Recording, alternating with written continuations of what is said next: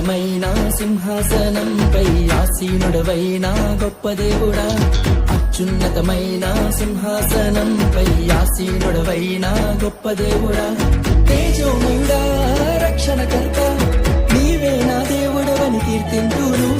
తేజోమయుడా రక్షణకర్త నీవే నా దేవుడవని గణపరతును. యేసే మార్గం, యేసే సత్యం, యేసే జీవం, యేసే సర్వం, యేసే మార్గం, యేసే సత్యం, యేసే జీవం, యేసే సర్వం.